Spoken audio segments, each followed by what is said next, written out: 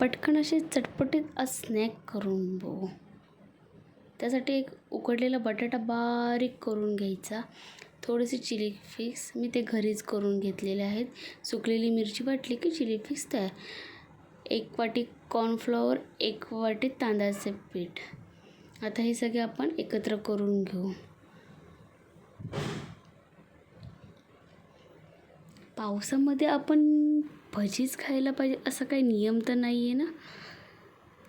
हेही आपण ट्राय करून पाहू शकतो. हे सगळं आता एकत्र करून घेऊ. हे एकत्र करताना आपल्या चवीनुसार आपण चिली फ्लेक्स ॲड करू शकतो आणि मीठही. हे आपण आपल्या चपातीचं पीठ कसं मळतो तसं मळून एकजीव करून घ्यायचे.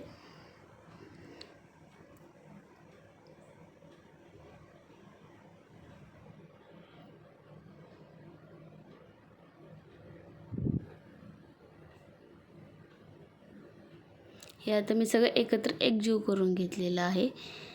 आता याला आपण एकजीव केल्यानंतर थोडं तेल लावून 5 ते 10 मिनटं बाजूला करून ठेवू.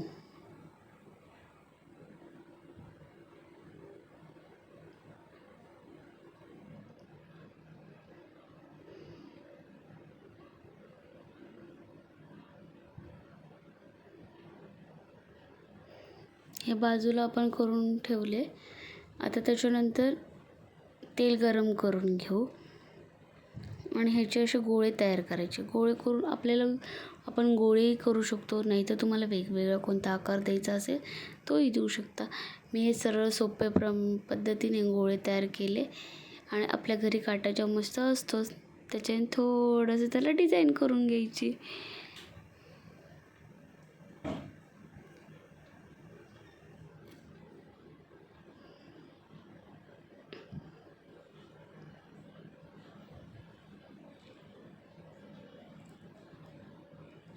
हे असे तयार झालेले आहेत. याला आता आपण मंद आचेवरती चांगले फ्राय करून थोडे असे ब्राउनिश होऊन द्यायचे, म्हणजे थोडे कुरकुरीतही होतील. मंद आचेवरती का करायचे, जेणेकरून आतूनही नीट शिजले पाहिजे, नाही तर वरून चांगले दिसतील आणि आतून राहतील कच्चे.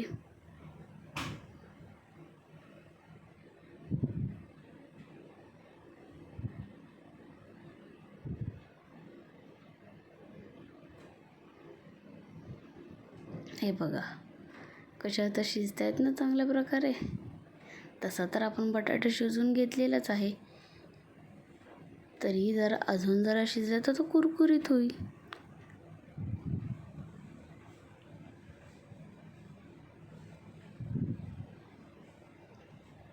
असे आपले आता हे स्नॅक तयार आहे.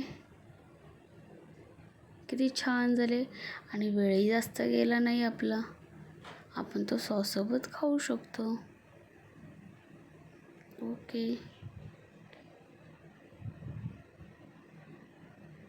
जर माझे व्हिडिओ तुम्हाला पाहण्यात इंटरेस्ट असेल तर तुम्ही माझ्या चॅनलला सबस्क्राईब, लाईक, शेअर प्लीज करा.